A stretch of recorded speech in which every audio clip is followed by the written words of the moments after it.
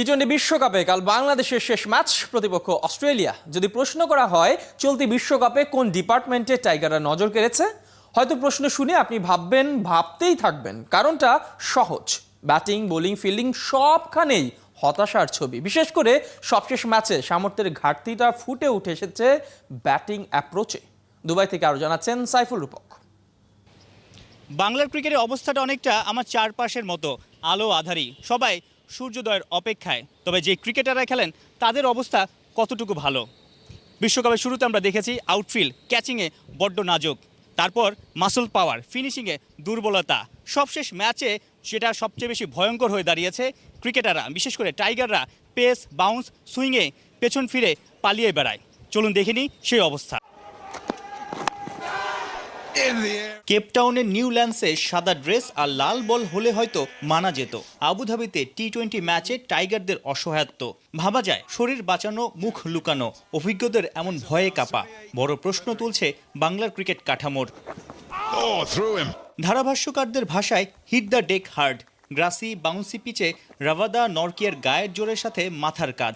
প্রয়োজন বুঝে বাউন্স, কখনো আবার ইনসুইঙ্গিং ইয়র্কার। আফ্রিকান দুই প্রিমিয়ার পেসারের বোলিং ডিসপ্লে বড় শিক্ষা দিচ্ছে বাংলার ক্রিকেটার, টিম ম্যানেজমেন্ট ও বোর্ড কর্তাদের।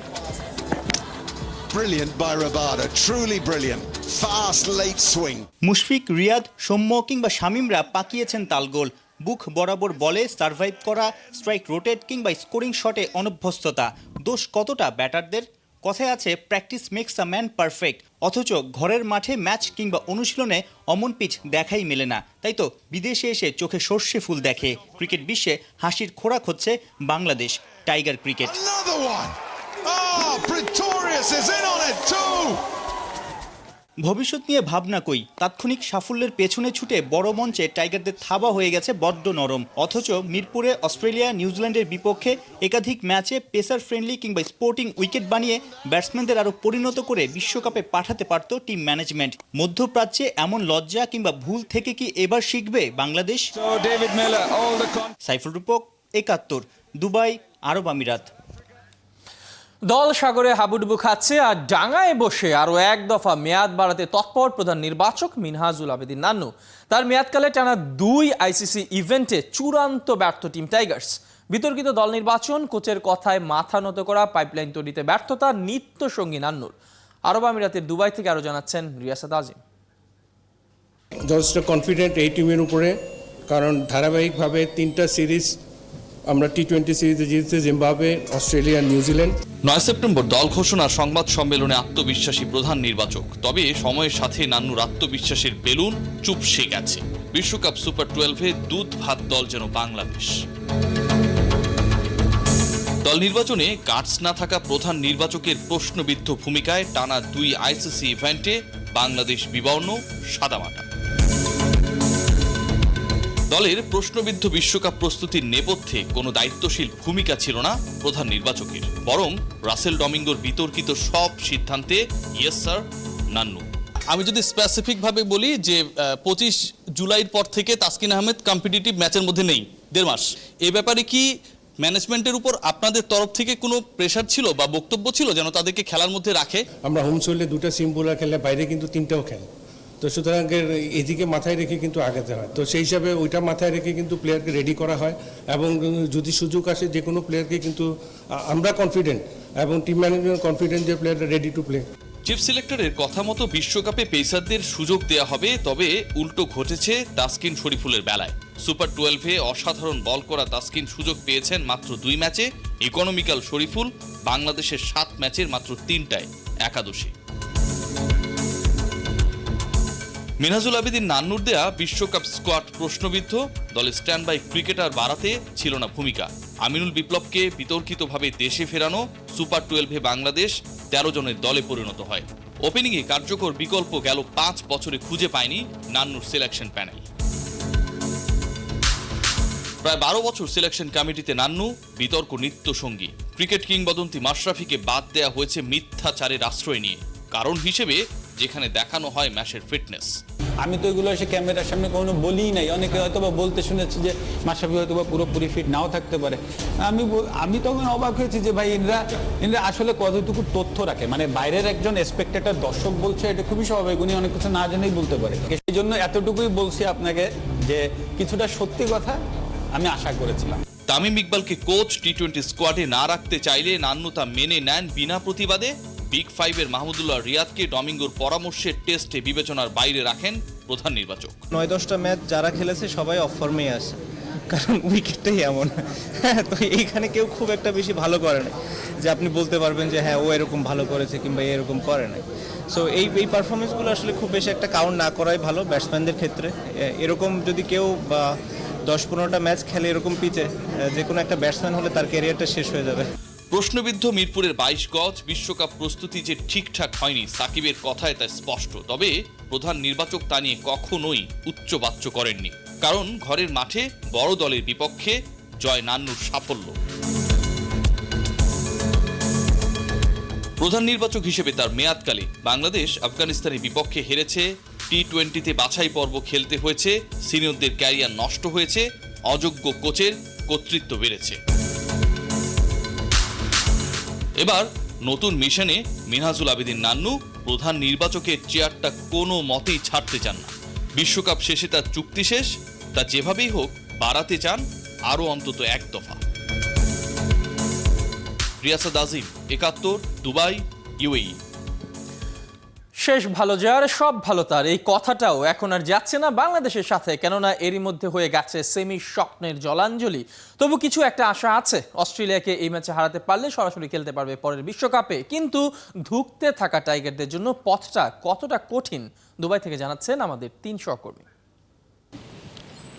কথায় আছে সব ভালো যার শেষ ভালো তার। বাংলাদেশের জন্য সবটাই সর্বনাশ, শেষটা ভালো হলে অন্তত বাড়ানো যাবে আত্মবিশ্বাস। প্রতিপক্ষ এবার অস্ট্রেলিয়া। রিয়াসাদ, হতাশাজনক একটা বিশ্বকাপ শেষ হতে যাচ্ছে বাংলাদেশের জন্য, শেষ ম্যাচ। আর এই জায়গা থেকে ঘুরে বাংলাদেশের ক্রিকেটটা বদলে যাওয়ার মন্ত্রটা কি হতে পারে? টানা দুটা বিশ্বকাপ 19 এবং 21 যদি ধরি, দুটাই মোটামুটি হতাশায় মোড়া। আমার কাছে মনে হয় যে 3 জায়গায় বড় পরিবর্তনের দরকার। প্রথম সেটা হচ্ছে আমাদের ডোমেস্টিক স্ট্রাকচারকে ঢেলে সাজাতে হবে। ডোমেস্টিক ক্রিকেটে ন্যাশনাল প্লেয়াররা খেলবেন কি খেলবেন না সেটার উপর ডিপেন্ড করে ডোমেস্টিক ক্রিকেটের সূচি নির্ধারিত হয়। প্রপার সময়ে প্রিমিয়ার লিগ হয় না, ক্যালেন্ডার থেকে এনসিএল বিসিএল হারিয়ে যায়, কোনো প্রপারলি টি-20 লিগ হয় না এক্সেপ্ট দ্য বিপিএল। সো এরকমভাবে কিন্তু আলটিমেটলি আপনি ভালো ফল আশা করতে পারেন না। দ্বিতীয় যে জায়গাটা আমার কাছে মনে হয় যে ইন্টারন্যাশনাল সিরিজগুলো যখন ঘরের মাঠে হয় সেখানটায় আপনার কোয়ালিটি উইকেটে খেলা এনশিওর করতে হবে। শুধুমাত্র স্লো অ্যান্ড লো ট্র্যাকে খেলে বাংলাদেশ সিরিজ জয় করবে অস্ট্রেলিয়ার বিপক্ষে, নিউজিল্যান্ড, ইন্ডিয়া, ইংল্যান্ড, এইভাবে চিন্তা না করে বরং কম্পিটিটিভ ক্রিকেটের মধ্যে ক্রিকেটারদেরকে ছেড়ে দিতে হবে। কে কত বড় ক্রিকেটার সেটাকে মাথায় না রেখে বরং দেশের স্বার্থে আসলে ক্রিকেটারদেরকে ব্যবহার করার পরিকল্পনা করতে হবে। সাকিব আল হাসান নাম চলে আসলে, মুস্তাফিজুর রহমান নাম চলে আসলে আইপিএলে খেলার জন্য ছাড়পত্র দিয়ে দিতে হবে। টানা খেলে বিধ্বস্ত একজন ক্রিকেটার ন্যাশনাল টিমে কতটুকু সার্ভিস দিতে পারে সেই বিষয়টা কিন্তু আমরা দেখেছি, এবং যেটা মোটামুটি বাংলাদেশের ক্রিকেট প্ল্যানিংকে প্রশ্নবিদ্ধ করেছে। নিশ্চয়ই রিয়াসাদ, সবগুলো বিষয় ক্রিকেট বোর্ড মাথায় রাখবে, তবে তার আগে বিশ্বকাপটা অন্তত যেটা বলছিলাম ভালোভাবে শেষ করতে হবে টাইগারদের। রূপক, কি মনে হচ্ছে বাংলাদেশ অস্ট্রেলিয়ার সঙ্গে কেমন করতে পারে? ভেন্যু হচ্ছে দুবাই, যেটাতে এখন পর্যন্ত বাংলাদেশ অন্তত এই আসরে এখনো পর্যন্ত খেলেনি। সাম্প্রতিক সময়ে বাংলাদেশের টি-20 ফরম্যাটে যে সাফল্যটা, তার বড় সাফল্য কিন্তু এসেছে অস্ট্রেলিয়ার বিপক্ষে 4-1 সিরিজ জয়। সেই দলের কিন্তু 27 জন ক্রিকেটার বিশ্বকাপ স্কোয়াডে আছে। তার মানে বাংলাদেশের প্লেয়াররা সেই দল সম্পর্কে মোটামুটি একটা ধারণা আছে এবং স্ট্র্যাটেজি সাজানোটা কিন্তু সহজ হবে। আর বাংলাদেশের এই বিশ্বকাপে কিন্তু হারানোর এখন কিছু নেই, যা আলোচনা সমালোচনা হচ্ছে চলবে। অ্যাটলিস্ট ক্রিকেটাররা চাইবে অস্ট্রেলিয়াকে হারিয়ে দেশে ফিরতে যেন পাকিস্তান সিরিজের আগে চাঙ্গা থাকতে পারে। আর অস্ট্রেলিয়ার ইকুয়েশনটা কিন্তু বড়, কারণ তারা সেমিফাইনালের রেসে আছে, চাইবে বাংলাদেশকে যত বড় ব্যবধানে হারাতে পারে।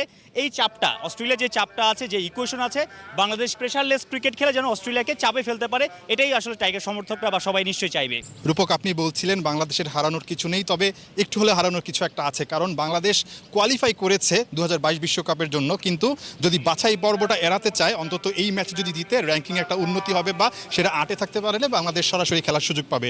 সুতরাং ওই দিক থেকে এই ম্যাচটা কিন্তু অনেক গুরুত্বপূর্ণ। নাহিয়ান বিন জসিম, 71, দুবাই, সংযুক্ত আরব আমিরাত। অস্ট্রেলিয়ার বিপক্ষে ম্যাচটা কি নিছকই আনুষ্ঠানিকতার? 2022 টি-20 বিশ্বকাপে সরাসরি খেলার জন্য নিজেদের হারানো কোনো বিকল্প নেই। হেরে গেলে ফের বাছাই পর্বে খেলে মূল পর্বে জায়গা করে নিতে হবে। বাংলাদেশ সময় বিকেল 4টায় শুরু হবে এই ম্যাচটা। অনেক জাবেরের রিপোর্ট।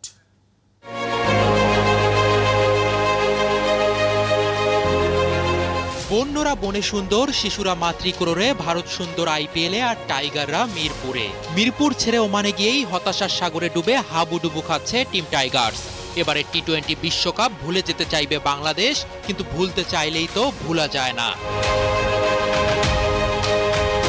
যা হওয়ার হয়ে গিয়েছে, এখন ঠান্ডা মাথায় ভাবতে হবে আসন্ন অস্ট্রেলিয়া বিশ্বকাপ নিয়ে। ঠান্ডা মাথায় ভাবতে চাইলেই তো ভাবা যায় না। টাইগারদের এমন পারফরমেন্সে যে মাথাটাও ঠান্ডা হয় না। আগামী বছর অস্ট্রেলিয়ায় গড়াবে টি-20 বিশ্বকাপের আরও একটি বিশ্ব আসর। সেখানে রিয়াদদের খেলতে হবে না বাছাই পর্ব, সরাসরি কোয়ালিফাইং এর সুযোগ পাবে টিম টাইগার্স। তবে তার আগে মেলাতে হবে অঙ্ক, কিন্তু অঙ্ক তো বেশ কঠিন। ঘরের মাঠে নিউজিল্যান্ড আর অস্ট্রেলিয়াকে হারিয়ে টি-20তে 6-এ উঠে গিয়েছিল বাংলাদেশ। বিশ্বকাপে বাজে পারফর্ম করে এখন আছে 9-এ। 9-6 করে লাভ নেই, সেরা 8 দলই সরাসরি খেলবে 2022 বিশ্বকাপে। 4 নভেম্বর সুপার 12-এ নিজেদের শেষ ম্যাচে অস্ট্রেলিয়াকে হারাতে হবে বাংলাদেশের। আপনি ভীষণ আশাবাদী মানুষ হলে আশা করতেই পারেন জিতবে বাংলাদেশ। তবে সেই ম্যাচে হেরে গেলেও থাকবে পরবর্তী বিশ্বকাপে সরাসরি সুপার 12-এ খেলার সুযোগ। তবে তার জন্য বাংলাকে তাকিয়ে থাকতে হবে ওয়েস্ট ইন্ডিজ আর আফগানিস্তানের দিকে। 234 আর 235 রেটিং পয়েন্টের একটি দলকে পিছে ফেলতে হবে। বাংলাদেশ যদি অস্ট্রেলিয়াকে হারায় আর ওয়েস্ট ইন্ডিজ তাদের বাকি 2 ম্যাচের একটিতে হারে, তাহলে শীর্ষ 8 দলের একটি হিসেবে সরাসরি খেলবে টাইগাররা। অন্য সমীকরণ অনুযায়ী অস্ট্রেলিয়ার বিপক্ষে হেরে গেলেও থাকছে সরাসরি কোয়ালিফাইং এর সুযোগ। তবে তেমনটা হতে হলে উইন্ডিজ আর আফগানদের হারতে হবে বাকি 2 ম্যাচ। এসবের একটিতে কাজ না হলে উপায় আছে আরো। 15 নভেম্বর আইসিসি নতুন র্যাঙ্কিং প্রকাশ করবে। সেই তারিখটা যদি কোনোভাবে 1 মাস পিছিয়ে দেয়া যায় আর মিরপুরে যদি 2টি সিরিজ আয়োজন করা যায়, তাহলেও 2022 বিশ্বকাপে সরাসরি সুপার 12-এ খেলবে বাংলাদেশ। এত হিসেব নিকেশের ভিড়ে হারিয়ে যাবেন না। আশা রাখুন মানুষ বাঁচে আশায়। তবে তার আগে এটাও ভেবে রাখুন বাংলাদেশ অস্ট্রেলিয়া বিশ্বকাপে সরাসরি সুপার 12-এ খেলাটা ডিজার্ভ করে কিনা। অনিক জাবের, 71। আমাদের দেশে হবে সেই ছেলে কবে, কথায় না বড় হয়ে কাজে বড় হবে। বাংলার ক্রিকেটেও সেই কাজের ছেলের বড্ড অভাব। কথায় কথা বাড়ানোর লোকের সংখ্যাটাই যেন বেড়ে যাচ্ছে ক্রিকেট পাড়ায়। তাই বারবার টি-20 বিশ্বকাপে খেলতে হয় বাছাই পর্ব। নাজমুল রানার রিপোর্ট। কোটি মানুষের শহর ঢাকায় চাকায় চাকায় ক্লান্তি বাড়ে, জীবন অতিষ্ঠ হয়ে ওঠে নানা জঞ্জালে। তারপরও এখানে মানুষ আগায়, সব মেনে নিয়ে জীবন সাজায়। কনক্রিটই গড়ে মায়ার আবাস। এরপরও থাকে নানা হতাশা, থাকে বিপর্যয়ের উপাখ্যানও। আর সেই বিপর্যয় ভুলতে মানুষ তাকিয়ে থাকে ক্রিকেটের মতো নানা খেলার দিকে। অর্থ নয়, বিত্ত নয়, চায় কেবল একটু ভালোবাসা, চায় নির্মল আনন্দ, একটা জয়। নিজের পরাজিত জীবনটাকে ওরা খেলার মাঠের জয়ে রাঙাতে চায়। অথচ সেখানেও মেলে হতাশা, কষ্টের খতিয়ান ভারী করে আসে একের পর এক পরাজয়ের গল্প। তাতেই মানুষের মাথাটা একটু বিগড়ে যায়, বারবার ভুল করে দলকে ডোবানো ক্রিকেটারদের দাঁড় করায় কাঠগড়ায়। এসি রুমে বিলাসী জীবন, দামি গাড়ির পসরার বিজ্ঞাপনে কারে কারে অর্থ বাগানো ক্রিকেটাররা সেই ঠুনকো সমালোচনাতেই চটে যান। সমর্থকদের দাঁড় করান কাঠগড়ায়, কেউ আবার মুখটা দেখে নিতে বলেন আয়নায়। সোশ্যাল মিডিয়ায় নিয়মিত চোখ রাখা এই ক্রিকেটাররা কি আসলে নিজেদের পারফরম্যান্সের খোঁজখবর রাখেন? ঘেটে দেখেন আসলে তাদের ঘাটতিটা কোথায় কোথায় তারা মুখ থুবড়ে পড়ছেন। তাদের সমসাময়িক সময়ে যারা শুরু করেছিল তারাই বা এখন আছেন কোথায়? মুশফিকুর রহিমের কথাই ধরুন। বাংলার ক্রিকেটের মাস্তুলে যে হয়ে আছে মহাভরসার নাম। 2006 সাল থেকেই মুশফিক টি-20 খেলছেন। তারও বছর 3 পর এই ফরম্যাটে শুরু করেছিলেন বিরাট কোহলি। মুশফিকের গড় যেখানে টেনে টুনে 20, কোহলির গড়টা সেখানে 52-র বেশি।